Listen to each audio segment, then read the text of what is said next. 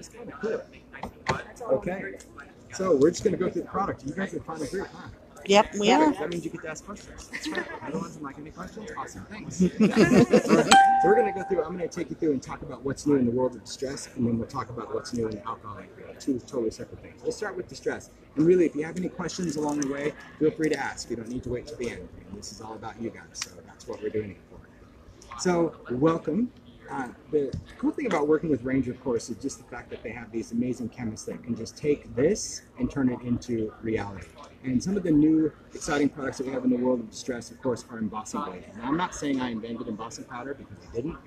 There's really nothing unique about the powder itself other than what it does. And this is designed to be a completely translucent line. We know in the world of embossing powders, there are transparent powders, there are opaque powders, there are thick powders, there are mixed media powders, there are chunky powders. There's powders for everything. So that still is really important to use the powder based on what you want it to do. I wanted something that would be not only a color, a tint, but also have a really nice texture. Not too thick, not too thin. So the grind of this is not super fine, but it's not a standard grind. It's kind of right in the middle. And when you melt it, that is when it's going to color match distress, right? So tattered rose, fired brick, rusty hinge, fossilized amber, cracked pistachio, peeled paint, broken china, weathered wood, antique linen, vintage photo, walnut stain, hickory smoke. And all of these, when they melt, you can see all of that cool distress underneath it. So this paper was inked in distress, but even though the glaze goes on top, we see all the little drops, the drips, the smearing of the ink, and it just creates a beautiful translucent effect with the glaze. That's what it's designed as, a top coat, like a glazed donut. The color swatches, you can see here that these are just the glazes applied to cardstock, just regular white paper that has been stamped. And the other unique thing to understand about the glaze, because we have something translucent, is that when you apply it, it intensifies what you've stamped or what you printed. So this is just stamped in black, but with peeled paint glaze, that black is even darker. So because it is transparent, you can see here, even on these baseboard dolls, when it's over something light, the color's brighter. When it's over something dark, that color even has that drop shadow. So it's really limitless depending on what you apply it over the top of it. Use it with a stamped image. If it's stamped with clear ink, you're going to pick up all these undertones of your background. For example, this is weathered wood, but it looks totally different where it's over a cracked pistachio or over faded jeans or where it goes into rusty hinge, but it's the same color glaze, right? If you ink with a color, so let's say we ink this with Dusty Concord, well, even our weathered wood is going to be different. So as far as mixing your inks or oxides with your glazes, that's where these colors just become pretty amazing. Because they're translucent, because it is that enamel, that melted plastic, we can use it over other substrates too. For example, metal. That's an ideology metal clip. That's the same clip with hickory smoke over the top of it, where it was galvanized, because it's shiny and it has that color, has that colorant in there. You can use it over things like wood. So this is the wood number blocks with glaze. Now this is just painted underneath, barnwood, and this has tattered rose over the top. So it kind of just took that paint and just gave it a little dingier tone. So once you start kind of mixing and matching, it's really unique. You can see the glaze has that high gloss shine. If you want it to be dull, this is just steel wool.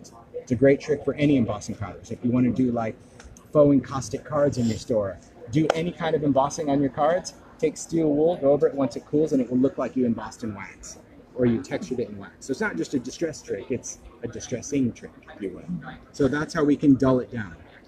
We can also use these glazes over different things. If you're going to use it direct, this just shows a difference over oxide. People say, how do they work over oxide? This is just clear embossing powder over oxide. It doesn't really do anything. It just kind of like looks like wet paper. This is the glaze over oxide.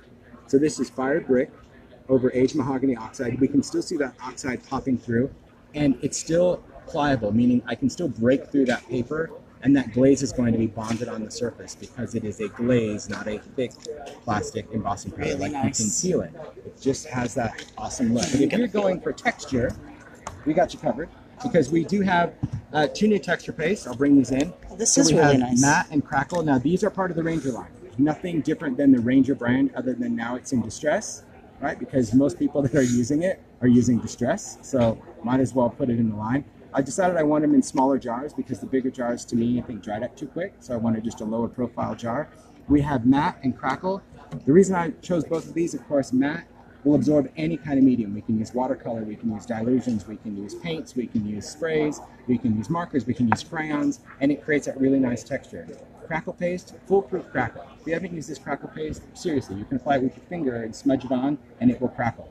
So whether it's thick or thin, it also bonds to any surface. You can crackle glass with it, you can crackle wood and fabric and paper and metal. And that's really why the people that do like all the ideology projects, they're like, we love this stuff. But of course, when paste came in the line, I'm like, okay, well, I also love embossing with paste. To me, that's very cool. And that's what this has done. This is using a stencil, this guy too, where I just took the regular matte embossing paste through a stencil, and then I just went in and sprinkled the different glazes on it, right? Because they are translucent, when those colors overlap, broken china peeled paint, we start getting kind of this dirty, rusty transition of color. Pretty unique. So not only do we have that great texture, so you just apply the powder when the paste is wet and then heat emboss it.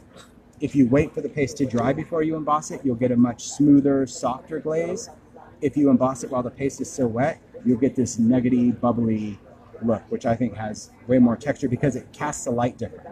That's like why when I turn it, it's so shiny because it's actually melted in all different stages. And I think that gives it a really great texture. Same with this. This is just paste through a stencil, sprinkled different colors, moved it around. So even lighter colors like weathered wood, because our paste is white, it makes our colors really luminous on a dark background. Pretty cool. So once you start realizing kind of the values or properties of having a translucent glaze, that's a winner in my book. Also, grit paste. People love adding texture. Now we launched grit paste a couple of years ago, and we've always had that white grit paste. I don't know where my sample is. It's got to be somewhere. Couldn't have gone far. It looks just like this, but it's a little grungier. Okay. Somebody borrowed it. Yeah, someone, like, this is cool. So grit paste, that's nice. Is that under here? No. Okay. So we've had white grit paste, and white grit paste is a gesso-based grit paste. So when it goes on, it has actually, is it under there? No. See, it's like hide and seek. It's under there, it's under there, it's under there, it's under there, it's under there, it's nowhere. Okay. So white grit paste. Well done. Because you really need to see the visual of that, because in the jar it looks very much the same. All right. We are certain that you are all ready to go. Yeah. Yes, we are. Chairs, Sure are. tables, Yeah. signage, Yeah. Yes. So we can open the doors on time. Absolutely. The shelf will open sometime. Welcome to the show. Yeah. All right. So this was the original grit paste, gesso based. So when you put it over something, like it's great for snow, great for glitter, but if you were going to use it as like an authentic rust and you wanted to put over metal or something printed, the gesso covers up that foundation. So the new translucent grit paste completely clear.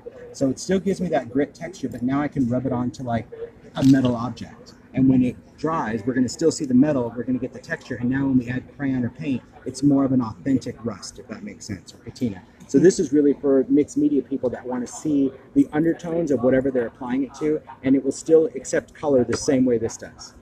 It just has a, instead of a white gesso, it has a clear gesso. That's really the only difference. So it still bonds to metal, glass, all of that, but it gives you a completely different texture. All right.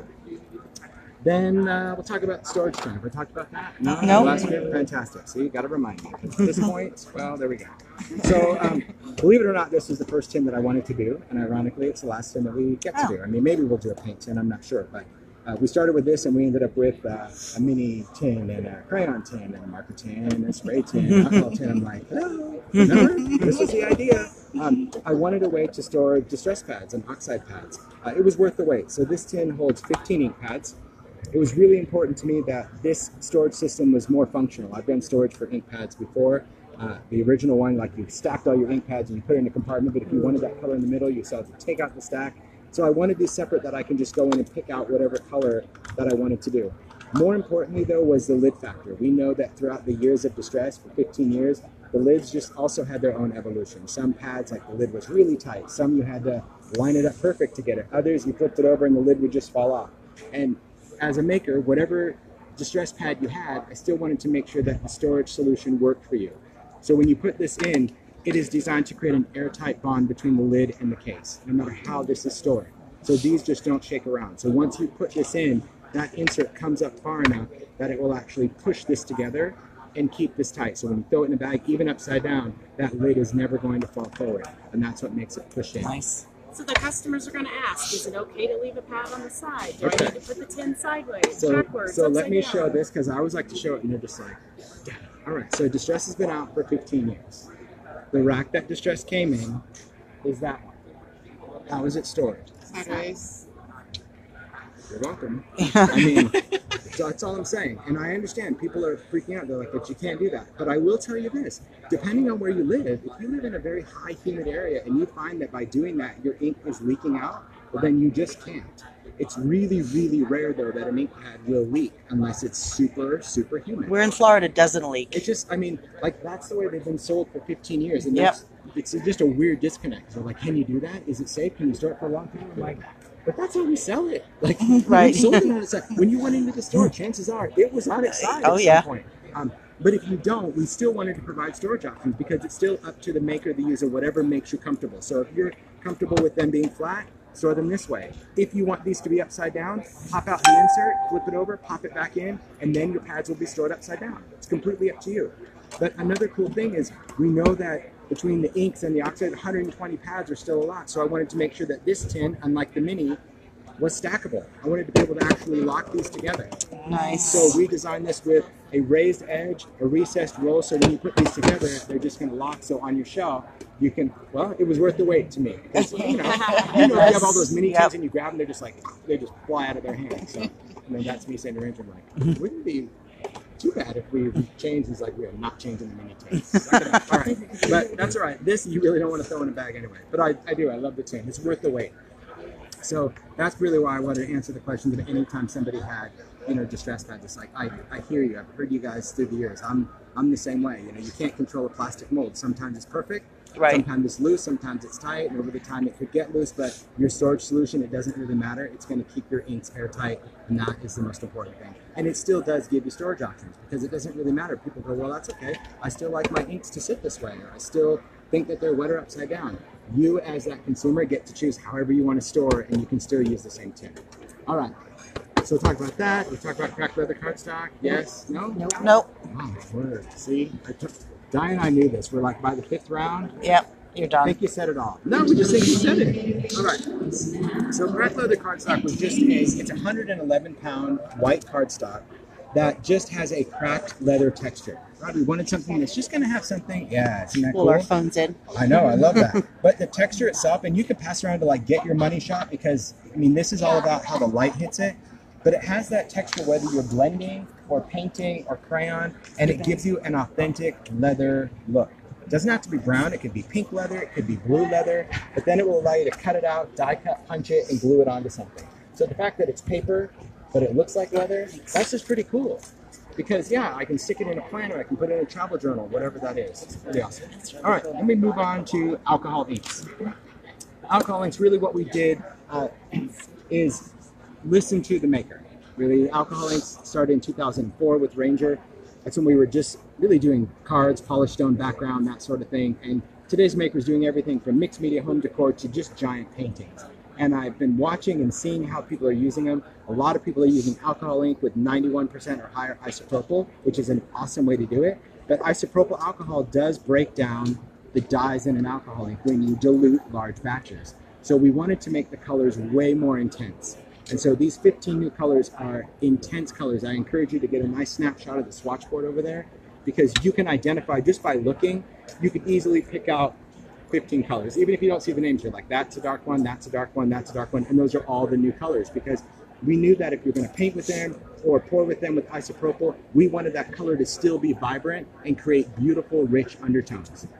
So 15 new colors, everything from pinks to greens, we kind of covered the whole gamut. But the most important thing for me was working on alloys. And that's why we don't have any new pearls at this show because as much as I wanted new pearls, I wanted this product. I wanted the chemist to figure this out because people love metallics. They're using big metallics in alcohol, and we had mixatives, but the purpose of mixative was to mix. So when I launched mixatives with Ranger, it was to mix with the alcohol ink. It was when I stamped it, I would create kind of that agate, right? That polished stone look. That's what they were for. But again, today's maker wants these big chunks of metallic, these big like lines of metallic. And so we created the alcohol alloy. So this is an alcohol-based metallic ink.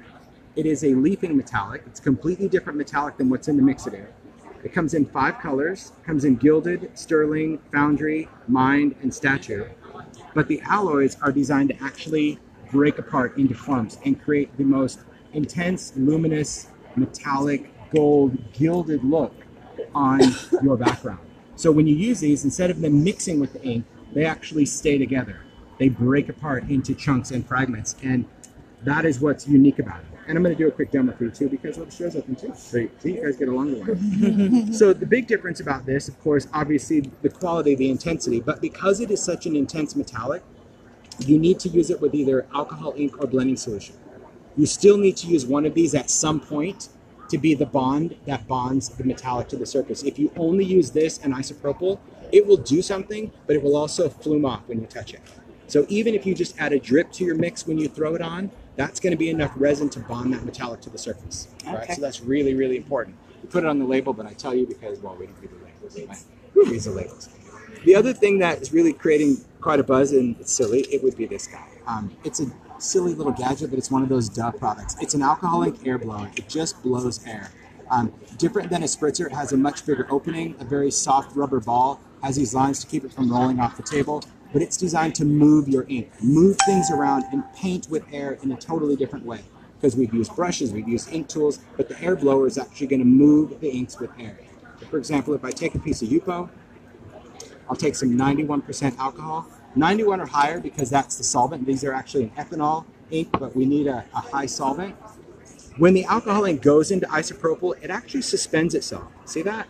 So it sits in a weird way compared to just going directly onto Yupo. So that's really why we want to start with the foundation of that, because I can go in and add different colors around. We can add a little bit of Laguna. That was some Fiesta. All right. Yeah, you can see how much darker they are. But when I move it with the air blower, that's going to allow me to just actually create all these different blends without creating one tone, because those colors were suspended in the isopropyl. If I just started with the colors and I drip pink, purple, teal, you wouldn't have those tones. It would have been one on the first blast. And this is what's allowing these inks to just move around. So I can pull that color over. I can bring that line down. Right? I can push this over. Now the alloys, ridiculously intense. I can shake that alloy. I can put one drop of alloy on there. You can just see it. It's on there. It's just like molten metallic. I can add a little touch of blending solution, or I can add isopropyl, either one. But this is going to allow me to just start moving that alloy around in a whole different way, break it up. But the alloy wants to go back to the party. Right? Yeah. You'll see that. It's a metallic that is attracted to itself. So when you use it, you need to make sure that you break it apart. Like for example, in the middle, I can still go in with some isopropyl and just break up that party and just move it. But yet it still wants to stay together. It's not wild. All that from one drop. I know. I know. If I could create a half a drop for this demo, you would, Right. because one drop is really enough for like a giant piece. But the air, like if you just watch how I'm using the blower, I'm just using a little bit of air to create that movement, right? So you don't need to go in and just blast that out. So even here, I can take some of that deep color, push it back in there. If you want to move the color but not lighten the color, blending solution is going to give a little bit more movement than isopropyl will as far as the actual alloy. But you have like really unlimited playtime when it comes to working with these solvents. And see how that air, like I'm just painting with air. You're just like, oh, I want to mix that color. I'm just moving that around. I want to bring in some of that blue. There you go. And I just love just kind of moving that color around. Yep. And once you're happy with it, you can just go in, zap it with a heat tool, or just keep playing, and keep playing. But yes, you should feel the ball. Like sort of like feel it. It's softer than you think, right? Oh, it is. I know. You think it'd be like this hard thing, like the spritzer. Oh, right? Yeah. Yeah. I know. It's who knew that would be the thing. Right, I know. Here, feel the ball. Right, yeah, Oh my yeah. gosh. But yeah, it's super light, and that's why we wanted something that would actually control it. So, alcohol ink. We have a new hardcore panel that is a hexagon, which is great. We have Yupo now in 8x10, which okay. That's all I'm going to say about it. It's okay. Because what I was most excited about is that we had Yupo in 5x7. We had to buy it in big sheets, and our was like, "We're going to do bigger sheets." I'm like, wasn't the point to have smaller sheets. Anyway, so we have it in 8x10. But we also, they added a resin kit to the alcohol ink line, which is cool. It's just a 2-part resin that is safe for alcohol inks when you put it over. There's a lot of different resins out there. Many of them are safe, but if you are a resin artist, just make sure that the resin is not going to interact with the colors of the alcohol ink. You mix 2 parts of that, put it in the cup, stir it, spread it. I did ask if it's the same as ice resin. They said it is a slightly different formulation that keeps the color more intense, more true. And I had to put it to the test. This is my designer project, which is a total happy accident. So I'm keeping Dina's credit, but honestly, I sat down one night, I took a panel, and I'm like, I need to see what this resin's gonna do. So like, you know, we're putting it in the alcohol ink line. It's not yours, but we're gonna put it in the line. I'm like, that's okay. But if people are gonna ask me about it and I need to understand. So I just took a panel, I threw ink on there, I threw alloy, I threw some blending solution, I did isopropyl, I splattered it, I did lift ink through a stencil, I stamped 3 generations of archival, you know, to see like dark, medium, light. I did some rub-ons, and then I poured resin, because I'm like, what would it do? Is it gonna keep my colors together? Is it gonna show the alloy? Is it gonna lighten any of those generations? Is it gonna get rid of the lift ink? Is it gonna eat the rub-ons? It did none of that, and I'm like, my project's done. Because, you know, when you're making it, it was just a sample. And I poured the resin on it, and honestly, it was 1 cup. 1 cup did this whole thing, which shocked me, because I didn't know how much to make, but 1 cup did the whole thing. I put it, you know, because you have to wait for 24 hours. And you know, when you're making something, it's like a whole lot of ugly. It's just not what you're going for. But I honestly didn't care. And the next morning, I'm like, look at me, I'm an artist. Awesome. I put that up, and Gina's like, your composition is amazing. And I'm like, thank you. But I do think, like, I'm going to use more resin over alcohol ink because it is nice. Cool. I mean, even the difference, these are the same, like, background, if you will. I don't know. It's just something, like, fancy. Resin. Your rub-ons are on the top there. No, they're under the resin. Wow. Oh, and it looks like it's sitting on the top, doesn't it? I know. But I wanted to see if the resin would eat a rub-on. Right. I didn't know that. Right. Yeah. So, yeah, everything's underneath. Oh, wow. Crazy. Yeah, I didn't know what it would do, but I'm pretty happy. So, very cool. All right, ladies. Thank you, Tim. Thank you, guys. Thank you, Tim. Thanks, Tim. Thanks, That was a ladies. fun Get your orders marathon in. morning. Absolutely.